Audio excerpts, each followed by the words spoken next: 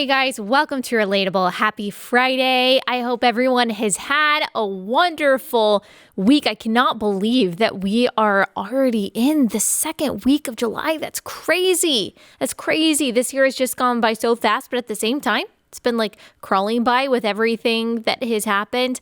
This past year has been just such a reminder for all of us that we cannot predict the future even a little bit. That verse in the book of James that talks about, rather than saying, I'm going to do this tomorrow, I'm going to do that tomorrow, we need to be saying, if the Lord wills, we will be doing X, Y, Z. Well, I used to think, okay, maybe that's not really necessary to say. Of course, we're deferring to God's sovereignty in all things. And I think I've talked about this on the podcast before, but now I've really started thinking that way even more. And I think that's a good thing. There are very many wonderful blessings in the midst of all of this craziness. And one of them, I think, is that God is not just calling us to himself, but calling Christians who are already with him more deeply into his word and actually applying it, because we are realizing the urgency of the moment. Today, we're going to talk about a lot of things that inspire urgency and concern inside of us, but I'm going to finish on a very, I think, encouraging and motivating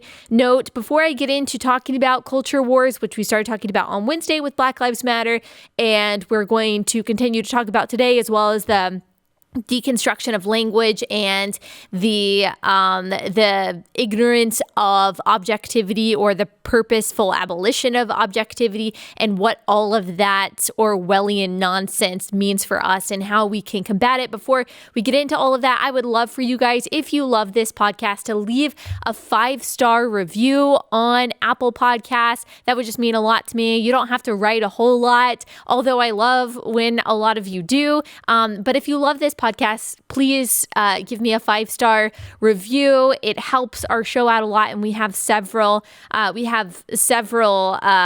thousand, I think, at this point, reviews, and it really does help our show, and I really appreciate it. So thank you guys so much. Okay, so today we are going to talk about the parts of the culture wars that are particularly problematic and counterproductive to having any kind of unified or thriving society. We talked about on Wednesday how BLM, the organization, has infiltrated all sectors of society: corporate America, social media, news media, academia, the entirety of the Democratic Party. This right now is kind of the center of the culture wars. They are controlling these sectors of society to the point where people are getting bullied for their beliefs online, fired for their political opinions, doxxed and ruined for not falling in line with the orthodoxy. And they do this by collapsing two categories. Racist, that's one category, and disagreeing with Black Lives Matter. So if you disagree with Black Lives Matter on ideological grounds, like I and a lot of other people do on both sides of the aisle, by the way, you are considered by the cultural powers that be a racist. And no one wants to be a racist. That's the worst thing that you can be in America in 2020, or be associated with racists. So you've got a lot of bullying, and because of that, also a lot of capitulating as just a way of self-preservation for a lot of people. And if you bring up the fact that, hey, Black Lives Matter wants to break up the nuclear family, according to their website, they call themselves trained Marxists. The founders have loudly supported the communist regimes that have ravaged Venezuela. They're anti-capitalism. They're pro-abortion. They ignore the thousands of lives taken by other Black people every year and focus on the few instances of Black people, tragically, by the way, being shot and killed by the police. We talked all about that in detail on Wednesday, so if you haven't listened to that, I encourage you to do so. If you bring these things up, even if you agree with the phrase Black Lives Matter, which I think everyone agrees with that sentiment,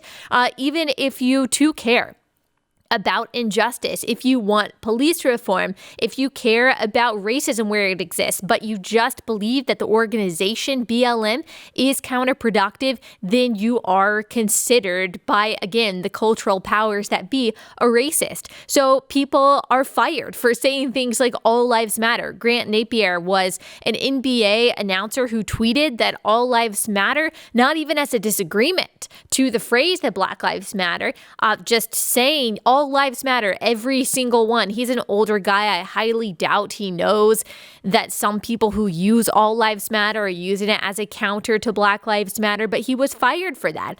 He apologized, but his apology was not accepted, of course. Now, I personally, just to make a note on this, I personally don't go around saying all lives matter as a response to Black Lives Matter, because it seems to be, and I say this sincerely, triggering, and I don't desire to trigger people for the sake of triggering, no matter what my haters might think. And I understand the logic. I do. If one group is disproportionately hurting or treated unfairly, you saying that all hurt matters or all lives matter, they would say, people who argue against saying all lives matter would say that it's a way of saying,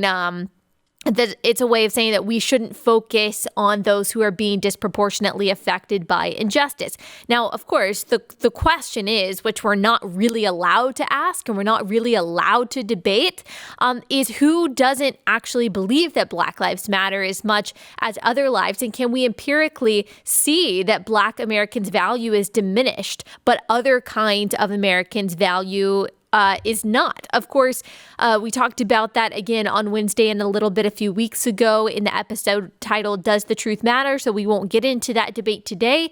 So that said, I understand why, if you have a particular perspective, you don't like the phrase all lives matter, but I also understand, at least for the majority of people who use it, that the sentiment is simply to say that all lives matter equally, including Black lives. Either way, no matter where you stand on that phrase or no matter where you stand on this debate, should someone be fired for saying that all lives matter equally? Reagan Escude, I think that's how you pronounce her last name, is a young woman who was fired from her job after the social media censorship mob came for her, saying basically that, hey, how the world handled and is handling the George Floyd tragedy isn't going to bring peace, but Jesus will. That's a summary of what she said. She was fired for that. A Hispanic man was fired from his job for making what is allegedly the white power symbol, which it's really not. It's the three fingers up in the circle with your pointer finger and your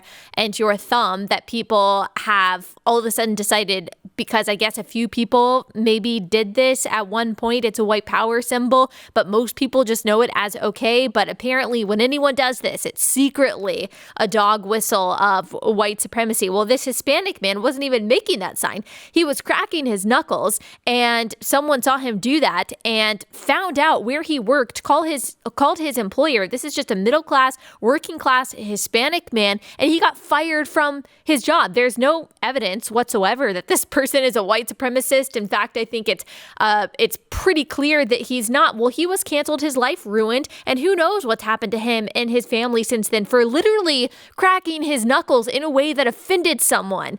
Churches of all stripes. This is part of the craziness that's happening. People have just lost their minds and their ability to actually engage in any kind of substantive way. Churches of all stripes are pushing ridiculous resources like White Fragility by Robin DiAngelo. Robin DiAngelo is a radical fraud. I don't know how else to say that, who is making literally millions of dollars off a conversation that is supposed to be centered on Black people. Now, I will respect a little bit if she takes all the money that she is earning from the thousands of dollars that she earns every time that she goes to speak to a group about racism, or all of the proceeds from her book, which I'm sure is making her millions of dollars because it's been on best-selling lists for several months now, I would respect a little bit if she gave that money to the communities that she is saying are so disproportionately and consistently affected by racism and white supremacy. I have not seen her do that. I have a feeling that she is cashing those checks and that she is pretty proud of herself for all of the money that she is making off of anti-Black racism. I've read parts of the book and reviews of the book from all across the aisle and all different ethnicities reviewing this book. It's a book that uses self-flagellation as a means of self-congratulations. And I know that sounds paradoxical, but that's exactly what it is. It argues that all white people are racist from birth, no matter what, and that pretty much everything we do and think and say is racist without even knowing it, and that the only way to work against our inherent endemic racism that we are just born with and that we have from the moment that we enter the earth that we come on the earth stage is to work against it, to realize and to take responsibility of our inevitable racism and constantly defer to the directives of people of color, no matter what they are. And even that, she says, is not necessarily going to make you not racist. It will just help you fight the racism that is always going to be inside of you and is always going to therefore affect all systems. Jonathan Church wrote a good short critique in Arc Digital titled, "Dear White People, please do not read Robin DiAngelo's White Fragility." He says this: "The theory is designed as a Kafka trap, whereby any denial is interpreted as evidence of guilt. If you object to any insinuation that you are racist because you are white, or that you have something, or that what you have said has racist connotations, you are failing to come to terms with your racism and exhibiting white fragility." A Kafka trap, like he said, is a rhetorical trick that says if you defend yourself, you're guilty. So it's kind of like the Salem witch trials. Same thing happened there. So you're put into this terrible position by this book and by all of these proponents of this book. You're put in this terrible position of not being able to even say that you're not racist, or that something that you said wasn't intentional racism or didn't have any kind of racist motivation behind it, even if you know that it didn't, and even if you know that you're not racist. Because if you say that you're not a racist, apparently, according to Robin DiAngelo and all of the people who ascribe to this philosophy, it's just evidence that you are. That is what this book is. It is also an example of what Vodi Bakum calls ethnic Gnosticism, that you have this special knowledge because of your ethnicity, and that you get to tell other people what racism is, but they're not able to defend themselves. They're not able to say, no, I'm not racist, because only people of certain perspectives can say what racism is. There is no objective definition of it, and there is no ability to defend yourself, again, because if you defend yourself, well, then it just means that you're a racist. Before I analyze that a bit more, I do want to tell you guys about Gabby Insurance. So we're all looking for ways to save money, especially right now. Maybe your family is in a pinch and you are trying to do everything that you can to make sure that you guys are staying afloat. Gabby Insurance is one way to help you do that. When is the last time that you looked at how much you're spending every month on car insurance or on homeowners insurance? Now is the time to check out Gabby and see about getting a lower rate for the exact same coverage that you already have. Gabby takes the pain out of shopping for insurance by giving you an apples-to-apples comparison of your current coverage with 40 of the top insurance providers like Progressive, Nationwide, Travelers. Just link your current insurance account, and in about 2 minutes or less, you will be able to see quotes for the exact same coverage that you currently have. Gabby customers save $825 per year on average. As I'm sure you have already figured out, that really adds up. That's just a significant chunk of change for you and your family. If they can't find you savings like they do for so many people, they will let you know so that you can relax knowing that you have the best rate out there. So there really is nothing to lose. It's a win-win situation. They'll never sell your information, which is important, and no annoying spam or robocalls or anything like that. You really just have to enter your insurance information. They figure out if you've got a better deal. If they don't have a better deal, then you walk away knowing, okay, I'm paying I'm paying the cheapest rate that I possibly can, and you can feel comfortable and confident knowing that you're saving all the money that you can. It is totally free to check your rate. There is no obligation. Take 2 minutes right now to see how much you can save on your car and homeowners insurance. Go to Gabby, that's GABI.com/relatable. That is Gabby.com/relatable, Gabby.com/relatable. So this Kafka trap, which says that if you defend yourself, then that just means that you're fragile. That just fragility is one of the new terms. I would say the right does this too. Both sides have these terms and words that become popular and they constantly use them, but that's especially true on the left. And I'm actually going to show you proof of that in just a second. But fragility is one of them. Anyone who disagrees with this narrative that all white people are irrevocably and inherently racist, no matter what they've ever said or not said, no matter what they've ever done or not done, people who push back against that, they're accused of being fragile, or people who are conservative are accused of being fragile. fragile. Anyone who goes against the leftist narrative is accused of being fragile. That's the new term du jour.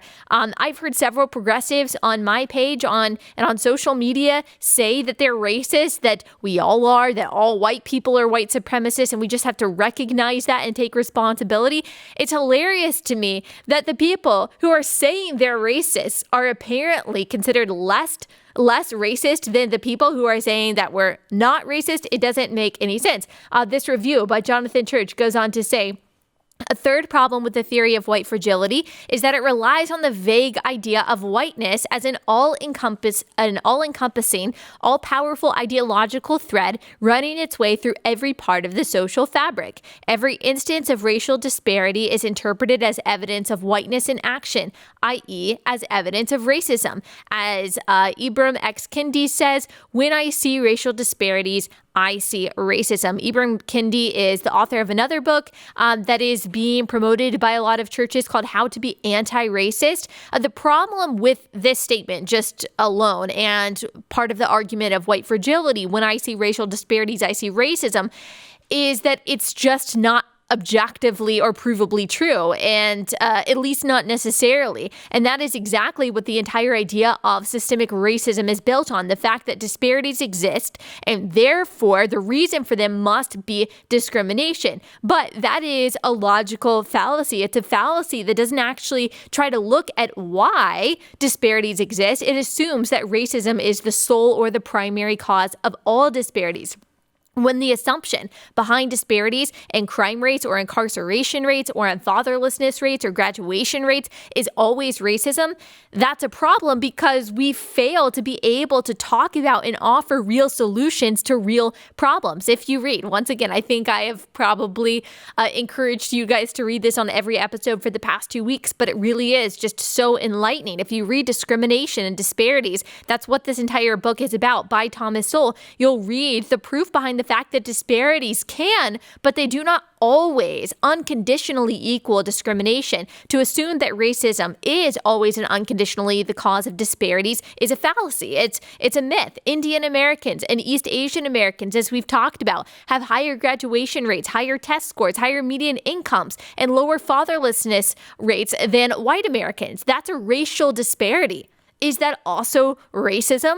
Are Indian Americans and East Asian Americans oppressing white people? I think that we would all say no. And yet there are racial disparities that show that Indian Americans and East Asian Americans are doing better than white people. And so if racism is the cause for all disparities, then what's the cause of that disparity? Is it also racism? I don't think so. Both the NBA and the NFL are majority black organizations. That is a racial disparity. Is that racism? And let's apply that logic of disparities always equal injustice or discrimination to other things. If you look at the gender breakdown of certain jobs in America, according to the Bureau of Labor Statistics, for example, 87% of those who make up the nursing profession are women. That's a huge gender disparity. Is that sexism? 94% of all pest control workers, exterminators, are men. That is a big gender disparity. Is that sexism? In all maintenance and construction jobs, there are very few women: carpenters, electricians, plumbers, and childcare, cosmetology, housekeeping. There are very few men. Is that disparity because of discrimination? Is the patriarchy oppressing women so that they don't think that they can become a carpenter, for example? There are lots of reasons people of all types of that have disparate outcomes, or there's a reason why people of all types have disparate outcomes in their lives. And discrimination may be and is sometimes one of the factors in these disparities. But to say that it is the only and unconditional and always the factor that is driving these disparities, like I said, is a fallacy. It is just not factual. But many of the conversations that we're having today are simply not factual at all. And if you try to bring up facts or statistics or logic or even just another side of the argument, then you are accused of being racist. If you question this very nebulous and almost undefined idea often of systemic racism and this vague term of white supremacy or this unreachable idea of anti-racism, if you just ask, hang on, what do you mean by that? Can we please define our terms? Where does this come from? What are you basing this on? What's the end of all of this stuff? Then you are assumed to be insufficiently compassionate, insufficiently understanding. You're not a true ally if you question anything. You'll notice that a lot of the people that are very angry if you bring up another perspective when it comes to these social justice issues, they are very quick to make a lot of assumptions. They say you're rich, you're privileged, you just don't know, you're uneducated, do better. Like all of these cliches, I don't know if they realize just how uniform they sound. They're all repeating the same things, and they stack emotional argument off emotional argument to try to make you feel bad about yourself, but they're not actually coming back, typically, not always, coming back with any kind of factual counterpoint, because that's not their goal. The goal isn't factual analysis. The goal isn't logic, because that is emotionally unsatisfying, and that is not where their argument lies. The argument is really that pushing back against a narrative, pushing back or questioning the nebulous idea of systemic racism, for example, that is rude, that is mean. And if that is your argument, and if that is your only argument, then facts don't really matter. There's no reason to have any kind of fact-based dialogue if your only problem with someone's argument is that it's mean and that you don't like it. You're told that you're not a true ally if you question anything, despite the fact that there are many Black people across the aisle who push back on Black Lives Matter, on the idea of systemic racism, the movement of so-called anti-racism, the social justice bullying that is involved in these conversations, the virtue signaling that has no real impact, cancel culture, white guilt. John McWhorter, Glenn Lowry, Coleman Hughes, for example, are not Republicans. Marcellus Wiley, not a Republican. Terry Crews, not a Republican. Jason Whitlock, he's, considered more conservative, but these are not guys who are out there. They're not stumping for Trump every day. A lot of people accuse Black people who disagree with the liberal narrative of just being, they call them all kinds of terrible names and basically accuse them of not thinking for themselves. And they accuse them of, trying to align themselves with Trump or whatever. Well, that just cannot be said of a lot of the Black Americans that are pushing back against these narratives. These are all Black men that I just listed who have pushed back against the identitarian language and evasive phraseology in Marxist movements, who are not considered necessarily Republicans. And they're not even alone in that. Of course, you have more conservative Black voices. You've got Thomas Sowell, you've got Jason Riley, Shelby Steele, Walter Williams, Larry Elder, Alan West, Carol Swain, Daryl Harrison, Virgil Walker. Those two I've had on my show, Vodi Bakum. And they're not alone. The funny thing is, if you repost something that one of these people wrote or said, white liberals will still call you a racist and claim that you are only reposting Black people who affirm your views. So what do you think it is when a white liberal only reposts Black people who affirm their views? So why is the former tokenism, but the latter isn't? The latter is just empowering and elevating Black voices. In fact, many, not all, but many that I've encountered and seen, white liberals do not care whether it is a Black person talking about the subject. They're willing to promote Robin DiAngelo, for example, and pay her thousands of dollars to talk about racism. They would listen to Robin DiAngelo talk about what it's like to be Black in America before they would listen to Thomas Sowell or Larry Elder or Vodi Bakum talk about what it's like being Black in America. As Thomas Sowell says, the reason so many people misunderstand so many issues is not that these issues are so complex, but that people do not want a factual or analytical explanation that leaves them emotionally unsatisfied. Someone like Robin DiAngelo or other white liberals offer an emotionally satisfying Marxist argument. People like Thomas Sowell or Vodi Bakum or Larry Elder or Alan West or Jason Riley, their analysis of these issues are going to leave someone who thinks in strictly emotional terms emotionally unsatisfied. Emotions aren't bad, by the way.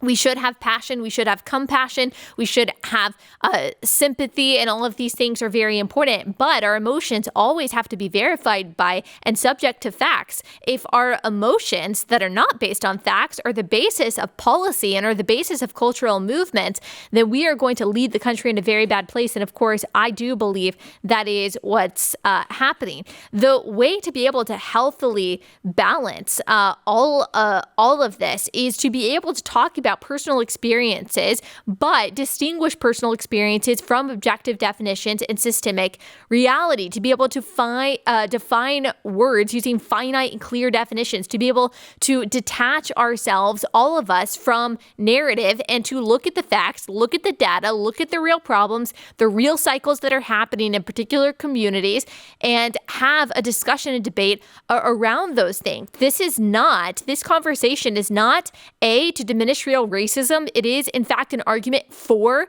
talking about racism where it exists, to define racism. But in order to do that, we have to be able to believe in objectivity and to have finite definitions of words. And we cannot do that if the definition, we can't have these conversations and talk about what real racism looks like if the definition of racism is simply anything and anyone that someone doesn't like. And this conversation that we're having is also not to diminish people's real experiences or emotions surrounding racism. If you have experienced bad treatment because of your skin, you're going to be upset about that. And of course, that's normal, and we can talk about those things. But we have to be able to subject our emotions and our experiences to objective truth if we are going to be talking about policy solutions and solutions that affect a wide array of people. But discussion and debate, which are necessary for talking about real problems and solutions, cannot happen if you are saying that everyone who is disagreeing with you is threatening you, or that words are violence, or you are canceling people for having different ideas, or liking tweets that you don't like, or following people that you don't like, canceling people for their social media behavior that is not abusive. And I do want to make a distinction here. I do believe that people should be held accountable for the things they say. We know that God is going to hold us accountable for the things we say. Jesus says that we're going to be held accountable for every single word that we speak. And so before cancel culture, before all of this craziness, before social media, people were still held accountable for the things that they said in the political arena, in the professional arena, in the private arena.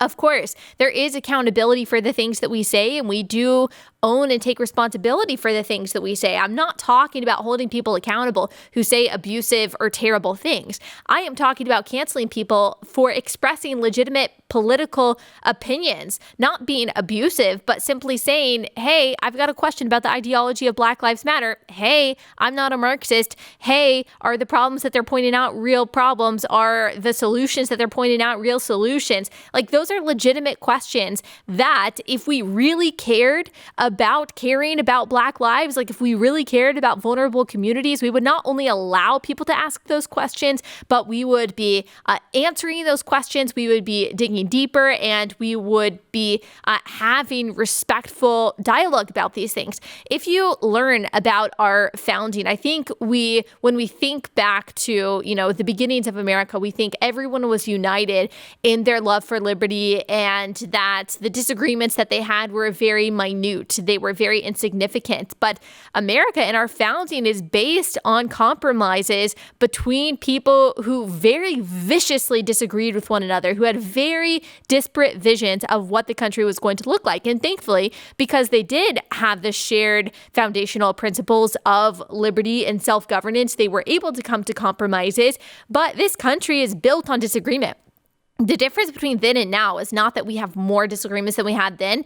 It is that we have more fundamental disagreements than we had then. Like, we're questioning very basic things like what is truth, what is good and bad, what is science, like is a woman, and is a man, is an unborn child really a life? All of these questions that have been answered for millennia, all of a sudden they're up in the air and we don't know about them. So we have very basic and fundamental disagreements. That's one reason why we are so far apart. And the other Another reason is because of this, because we are unable to have debates and discussions with someone on the other side without being told that we're a terrible person simply for raising questions and disagreeing and offering a different perspective. A communications manager at Boeing, this is another example of cancel culture, just resigned because of an article he wrote 30 years ago, arguing that women shouldn't serve in combat. Someone found it, called him a sexist. He apologized and said he was so embarrassed and he resigned.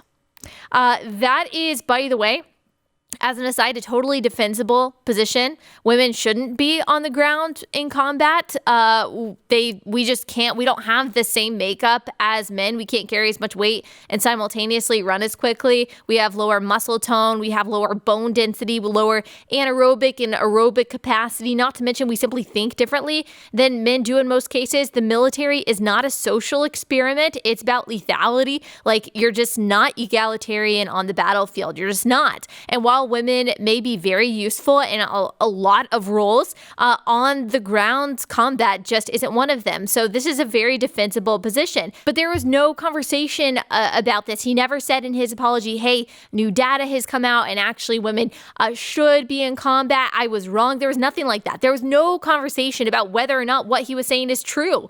Like, there was no debate about that. It was just that, okay, what I said then, even though it might be factual, doesn't fit into the popular social narrative of today. And so I'm embarrassed. And everyone just said, oh, yeah, okay, it doesn't fit into what we think about egalitarianism between the genders today. So, yes, you should resign. That's ridiculous. Like, we didn't even have a conversation about whether or not what he's saying is actually factual. Before I get into my further analysis on that, I want to talk to you guys about hydrant. So did you know, this is a fun fact, that 75% of us are walking around every day chronically dehydrated. We are suffering needlessly from headaches, from energy slumps, poor focus. It does not have to be this way. If you want to kick the afternoon coffee habit or the afternoon nap habit, depending on what stage of life you're in, you're worried about your energy levels, to avoid that morning or afternoon sluggishness and that midday slump, you need to make sure that you are hydrated. And that is why Hydrant exists. It creates flavored electrolyte packets you mix directly into your water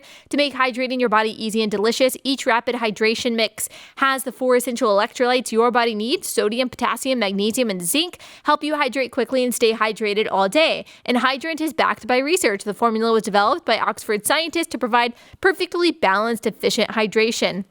There's no synthetic colors or artificial sweeteners. The formula is vegan, so you can choose between 3 different flavors or a variety pack. Hydrant starts with just $1 a packet for a 30-day supply. You can save even more with a monthly subscription. For 25% off your first order, go to drinkhydrant.com/Allie, that's ALLIE, and enter promo code Allie at checkout for 25% off your first order. Drinkhydrant.com/Allie and enter promo code Allie for 25% off your first order. Okay, so people have lost their ever-loving minds, and there is this unfortunately destructive instinct that is a lethal mixture of total depravity and Marxism that drives people to ruin the lives of those that they find threatening just because they express ideas that they don't like. Another example of this is J.K. Rowling, a lady of the left. She has been under fire for a while for saying the very scandalous and problematic reality that women are women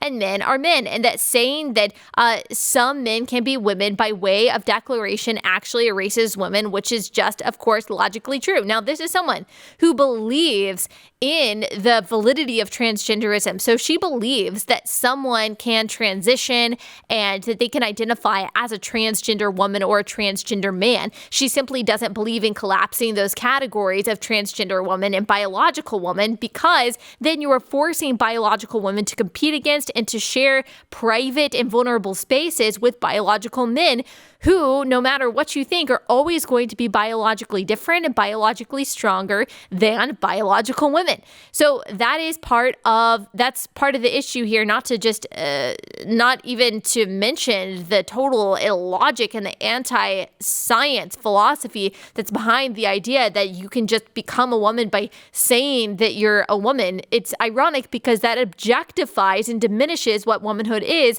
and so many feminists are simply willing to go along with it. I encourage you, if you haven't already, to listen to Monday's episode that I did with Abigail Schreier. She dives more deeply into this in her book, and that's what we discussed. Well, J.K. Rowling, of course, is being canceled for all of this. She has a lot of people coming after her and sending her very nasty messages and mail simply for saying a biological reality. And I disagree with her still on her idea of transgenderism and who can say that they're what and all of that. I mean, like I said, she is ideologically on the left, but at least she is pushing for biological reality. Like, at least she's, quote, red-pilled in that way. There's another young woman, Megan Murphy, who has written about this a lot, and because she talked about it on Twitter, she got kicked off Twitter, and she hasn't allowed to come back on. Another example of this crazy world that we can't actually have debate about very normal things and good things to debate about. Like, there's a lot to debate, there's a lot to question, but because someone has declared that it's mean, we can't even talk about whether or not these things are true. There was this letter called Harper's Letter that a bunch of people who are on the left, like Noam Chomsky and J.K. Rowling and other people who are on the left, they did this open letter together calling for the preservation of free speech and open dialogue and debate. And I really appreciate that. Unfortunately, the first half of the letter is spent trying to win over their comrades on the left who are against free speech by talking about how the right are the people who are the demagogues. They're the people who are canceling people. They're the censorious ones. When that's not true. I'm not saying there's no one on the right who wants to censor certain ideas, but that is not a tenet of conservatism, at least not in the past several decades. It's just not true. And so they try very hard to castigate the right for something that in general the right is not guilty for, in order to try to gain some kind of credibility with the people on the left that they're really appealing to be able to say, look, I'm one of you. And in so doing, they really pleased no one, because the people, their comrades on the left who are against free speech, were not at all persuaded by this, and the people on the right don't like to be called mindless demagogues who are censoring people when we're not. Like, we're the people who are accused of being obsessed with debates because we want to have dialogue about important issues, but they had to put that in there to pander to their previous base, or what would be their base. But they do make good points that the right has been literally saying for years.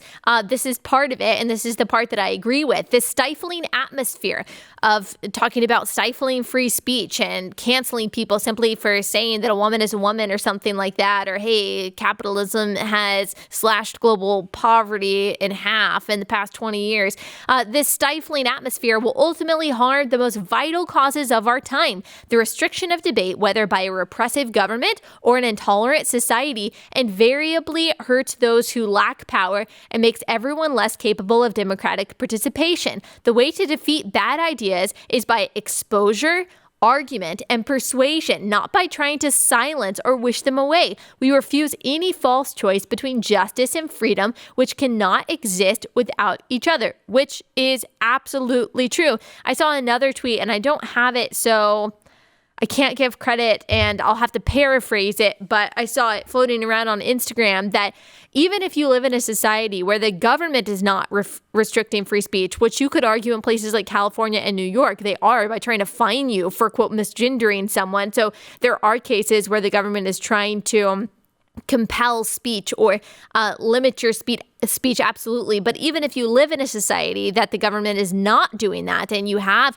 First Amendment rights, if you live in a society that is repressive in the private realm, that tries to censor you and to deplatform you and cancel you and even ruin your life because of things that you say, then you do not live in a society that upholds free speech. You don't live in a free society at all. If people are able to exert their social power to ruin your life because you said something that you don't like, and if we don't have that ability to speak freely and to have these dialogues and to say these unpopular things, well, then we're not going to be able to progress at all. We're not going to be able to have any kind of functioning society at all. And I think it's important to note, because the pushback is always, well, you shouldn't be able to say things that are hateful. That is what the First Amendment is for. That is what free speech is for. Like, the principle of free speech isn't to protect popular speech, because no one wants to censor that. Free speech, the protection of the First Amendment, which should have private implications as well, at least in our own minds and how we can conduct ourselves and interact with one another. I mean, that's the great thing about America. It has been the great thing about America, and there have been different sides throughout American history who have tried to censor people. Right now, it is decidedly the left that's doing that.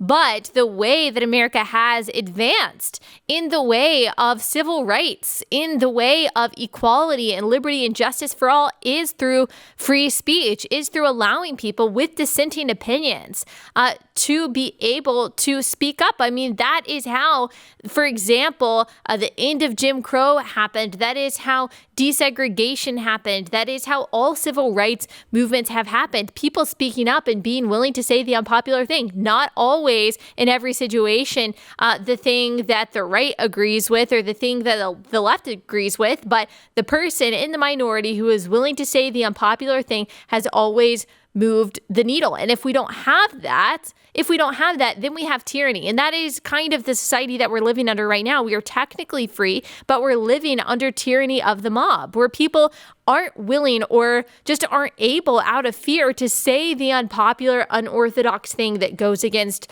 for example, the ideology of Black Lives Matter, because they're afraid of losing their jobs and they have to fight for their families.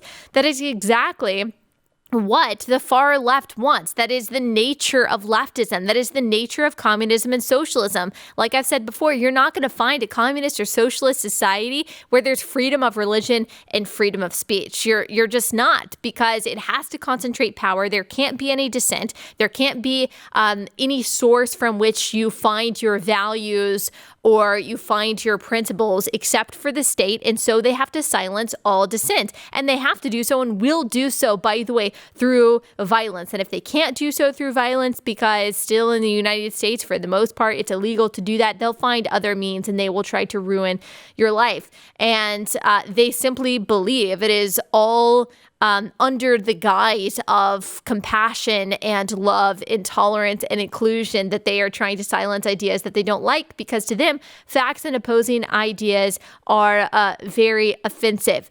Of course, in the midst of all of this, when we say, okay, we're not going to, for example, talk about the biological, the physiological, the psychological implications of pushing hormone treatment on young girls and boys, we're not going to talk about the effects of Marxism. We're not going to talk about what systemic racism is. We're just going to accept all of these things and move forward without any kind of critical thinking, because we're scared of dialogue and debate. What is at stake is objectivity itself. There is a very interesting tweet by someone who describes herself as an educator named Brittany Marshall, and this was going around.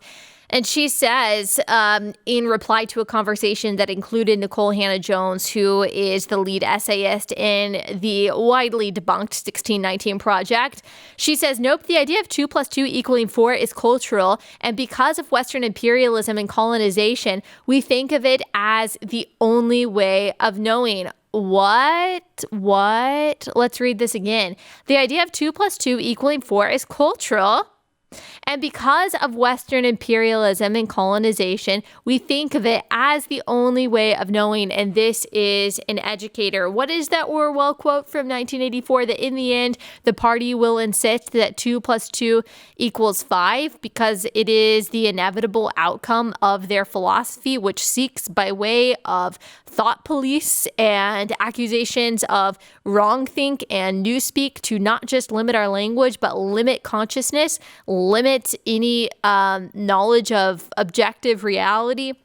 That is what we are seeing in real time. And it's absolutely true that this is the outcome of the philosophy that says that facts are mean, that facts shouldn't be discussed, that we shouldn't have logical conversations, that objective reality is somehow a system of oppression, and bringing up statistics is somehow bigoted. This is the end, that 2 + 2 might not equal 4, and that all truth is subjective.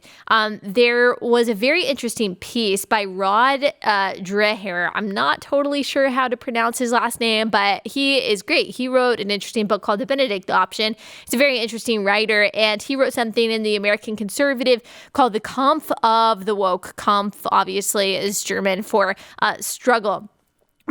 He talks about the micro bubble of the media, and it's how it's created this echo chamber that is really pushing the ball down the field for leftism. Just this small minority of journalists in Washington and New York who have no understanding of what life is like outside of their little bubble. He calls it pack journalism. They're short on time, these journalists. They've got to get things out there that will get clicks, so they just kind of imitate one another. They kind of echo one another. They regurgitate or rewrite each other's thoughts. One person says it, and then it becomes a thing. And then you've got every headline in NBC, Washington Post, New York Times, all writing about different variations of the same argument. For example, taking down Mount Rushmore. That was not a thing a few years ago, and then it became a thing. That's true about so many leftist ideas. You say it, and then the Overton window keeps moving over. Zach Goldberg had a tweet thread last year where he went to LexisNexis, which is an online database that tells you how many times a phrase was used in a news article over time. All the woke phrases that we know today: white privilege, diversity and inclusion, whiteness, critical race theory, unconscious bias, systemic racism, diversity training, discrimination, social justice, marginalized, people of color, racism, white supremacy, intersectionality started to be used at or after 2010. That's only 10 years ago, guys. These words and ideas were not part of the public consciousness or dialogue 10 years ago. And ask yourself, are we really better off right now than we were 10 years ago? Are we really more united right now than we were 10 years ago? Some of them even later than 2010, they were almost completely unused before that. All of the ideas that we're talking about that, again, are very nebulous and not really grounded in any kind of objective definition. It's just whatever the powers that be want them to be able to use them as tools to bludgeon you if you disagree with them. All of these ideas are very new. They are very novel.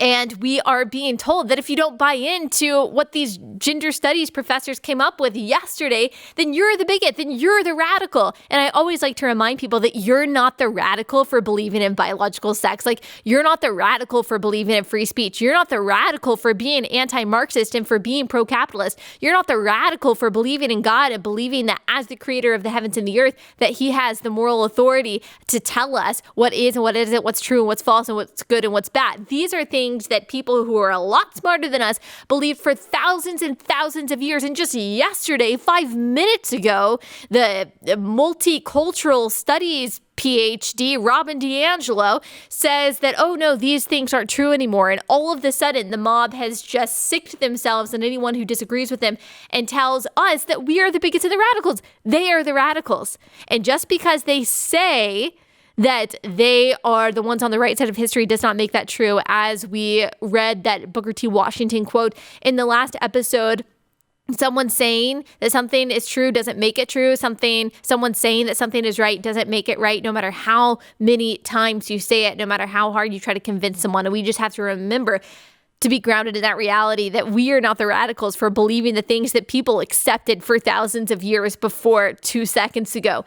And again, what we're seeing is that while Obama was president, how many times, have we talked about this? Have we walked through the studies that show that the left moved farther to the left while Obama was president during those 8 years than they had the previous 25 years on things like welfare, on immigration, on race? That Pew Research study from October 2017 that we analyzed that. It says in 1994, 39% of Democrats and 26% of Republicans believed that, quote, discrimination is the main reason Black people cannot get ahead. 39% of Democrats, 26% of Republicans. By 2010, it had reached a new low. 28% of Democrats and 9% of Republicans believed that. By 2017, after 8 years of Obama in office, 64% of Democrats believed that discrimination is the main reason that Black people can't get ahead. That percentage jumped by 36% among Democrats while Obama was president. All-time low in 2010. We're measuring 1994 to 2017. All-time low in 2010 among Democrats, all-time high by far in 2017. Now, we should ask ourselves, did America really get more racist while Obama was president? Did America get more racist during a time that a black president was elected by a landslide twice? Did discrimination really become worse during those 8 years, or more than that since 1994? Like, have we become more racist since 1994? Is there evidence of that? And yet the perspective on racism and discrimination has changed drastically, and changed the most drastically while Obama was president. And it is because part of it is just shifting cultures, but it's partly because Obama pushed racial identitarianism his entire time that he was in office, using every instance that involved people of different races to drive the narrative that racism is worse than it's ever been. And the radical leftism that has been pushed on college campuses for decades has begun to trickle into the political and cultural arenas. And now we are starting to see the fullness of its manifestation in places like Chaz, the Capitol Hill Autonomous Zone. We are seeing in real time, really the manifestation of this ideology, not just in places like Chaz, but everywhere. The breakdown and the pushback of the very idea of objectivity and truth, the silencing of people who have counterpoints that are based in fact, or even just counterpoints that are based in feelings or opinion. You are not allowed to say, if your ideology depends on tyrannical censorship and the ruining of people's lives if they challenge it, then you might need to question the strength of your ideology. Now, here's the question. The question is, what do we do about all of this? What do we do about feeling like we are being, like, unpopular views are being marginalized more than ever, like they are being pushed down and canceled simply because they are unpopular? Is there anything that we can do? Like, can we do something in our HR departments? Can we do something in our private and public life? Is there any way that we can push back on this kind of stuff? There was a really good tweet thread by a woman who is in STEM who talked about her company wanting to put out a statement about anti-racism and social justice, and how she very effectively changed the statement, helped change the statement from something that was filled with all of this kind of nonsense, these words that just started being used in the past 5 years, to mean something, to a statement that actually had grounding in reality. And the way she did that was she got involved in the writing of the statement, and she picked apart the first draft of the statement by asking questions. That's something that we need to do. We need to demand or ask very persistently and kindly for people to define their terms when we're talking about racism, for people to offer examples, for people to be very clear and to be very specific in what we mean. For example, pastors who are talking about racism, which I think, is fine. We know that no one can love God and hate their brother, so hating someone for any reason is wrong. So if the pastor wants to talk specifically about someone hating someone because of the color of their skin, okay, I think that they need to be very specific in that. We've got a lot of pastors, a lot of influencers who are just saying words because they've heard other people say them, but they can't actually give specific examples of what that looks like. If a pastor thinks that his congregation is racist, then he needs to point out to them specifically what that means and specifically what they need to repent of. But these very nebulous conversations that just this bubble and this echo chamber of a regurgitation of either facts that are missing a lot of context and are missing the counterpoints, or these just social justice narratives that don't actually have any definable reality, they're not helpful. They're just not helping anyone. They're not moving us towards progress, but they are moving us towards more censorship. But here's where I think that there is hope. One, like I said, asking questions, poking holes in things, asking specifically what people mean by things, asking specifically, can you tell me, what I said that was racist and or what someone did that is racist or what is racist, and being able to offer counterpoints to that or just to have a conversation about that. So asking questions, not being afraid to ask questions, making people define their terms, and also just being willing to say the unpopular thing. And I understand for common folks that you're scared of losing your job, and that's totally understandable. But that's why we need politicians to be speaking out. Like, that is why we need all of these Republican senators and congressmen who have not said anything about the toppling of, for example, the statues of founders and Frederick Douglass and Union soldiers, who aren't saying anything about the cultural revolution that is clearly happening, the rioting and the mobs and the looting and the increased violence that we're seeing because of calls to abolish the police, who are not speaking out against this Marxist revolution because they're scared of the mob themselves. Shame on them. Like, you are elected officials, you are representatives of the people in your district, in your area that you represent, and it is your job to say the things that they're too scared of saying because they're scared of losing their jobs and having their lives ruined. Like, it is up to the politicians and the pastors and the people of influence, not just conservative commentators like me, to say what's true and what's not, and to push back against dark ideas by offering the right ideas or offering different ideas.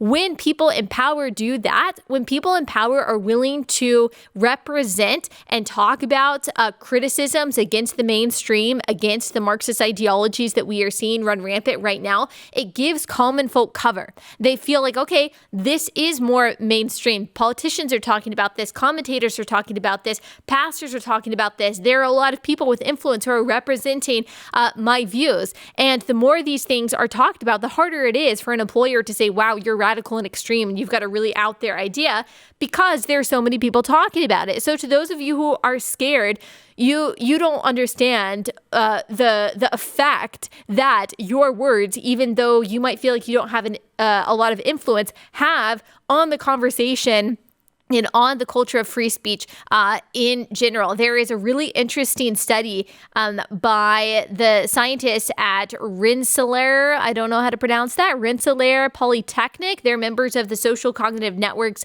Academic Research Center. They used computational and analytical methods to discover the tipping point where a minority belief becomes the majority opinion. Physical Review E in an article titled, it's in Physical Review E in an article titled Social Consensus Through the Influence of Committed Minorities. And this is what they found. In general, people do not like to have an unpopular opinion. They're always seeking to try to seek to locally come to consensus. We set up this dynamic in each of our models, said SCNARC research associate and corresponding paper author Samit Srinivasan. To accomplish this, each of the individuals in the models talk to each other about their opinion. If the listener held the same opinions as the speaker, it reinforced the listener's belief. If the opinion was different, the listener considered it and moved on to talk about another person. If that person also held this new belief, the listener then adopted that belief. As agents of change start to convince more and more people, the situation begins to change. People begin to question their own views at first and then completely adopt the new view to spread it even further. If the true believers just influenced their neighbors, that wouldn't change anything within the larger system, as we saw with percentages less than 10. But if the percentage of a country or a society believes something, just 10% is just 10%, then things can change if you're willing to talk about it, if you're willing to have conversations. And I understand that it's difficult because we're up against a lot. You've got the left that is controlling the entire entertainment industry, most of the news media, all pretty much of main social media sites. You have them controlling academia. You have them controlling public schools. And so people are just indoctrinated with this anti-American Marxist nonsense constantly. And it is very hard to feel like you have a voice, but you don't know which flap of the butterfly wing is going to make a difference. You just don't. If only 10%, there's a lot more than 10% of people who are against Marxist ideology, who are against this nebulous social justice nonsense, who are against cancel culture, and who are for free speech. There's a lot more than 10% of us. There's half the country, at least, who believe these things, or who believe at least a portion of these things. if we all said something and we all just stopped giving in to the cancellation culture, like if companies just stopped saying, I'm not going to fire my employee because you saw him crack his knuckles and you thought that maybe he was a white supremacist even though he's Hispanic. If corporations just stopped making statements and apologizing for things that they're not sorry for, if people stopped resigning for things that they said 10, 20 years ago that were perfectly legitimate arguments. Like if people would stop saying that they're racist when they know that they're not racist, if they would stop apologizing, again, for things that are not apology worthy. I'm not against people apologizing for things that they should actually apologize for, but if we just stopped capitulating to the ever-changing demands of the mob and we focused on loving God as Christians and loving other people, doing our best to cultivate the world around us and to allow people to be free, even those that we disagree with, allow people to express their opinions, even those that we disagree with, without coming for them, then we would be a lot better off if we would just treat other people how we want to be treated. I know that's a novel idea. Then we would be a lot better off, even if we don't ever agree. But as we are right now, I'm just going to be honest, like I don't see a way forward. I don't see a way forward for a unified country if we are unable to say, you know what, here are our foundational commonalities. Like we might disagree on policy, we might disagree on social issues, but at least we believe that all men are created equal and should be treated equally under the eyes of the law. We all believe in liberty and justice for all. We all love our country and we all want it to be better. Instead, we have people like Joe Biden, who is saying that when he becomes president, that he's not just going to try to improve the country, but, quote, he is going to transform the country. And he's already talked about getting rid of school choice, trying to get rid of charter schools. He is going to try to limit free speech, limit freedom of religion, everything that you hold dear and that you see as good in your life, especially as a conservative Christian. The administration of Joe Biden is going to try to get rid of because he's just going to be a lame duck president that the far left ideologues try to use to push their far left views. And we have Ilhan Omar as another example, saying, she's the congresswoman from Minnesota. She said that we need to, in order to move forward, dismantle the U.S. economy and political systems, which are tools of oppression. Now, Ilhan Omar is an immigrant from Somalia who came here as a refugee, and America gave her family refuge, and she was able to not just build a life with her family here where she has become very successful, but she has also become a congresswoman with one of the leading voices on the Democratic side of Congress. And she believes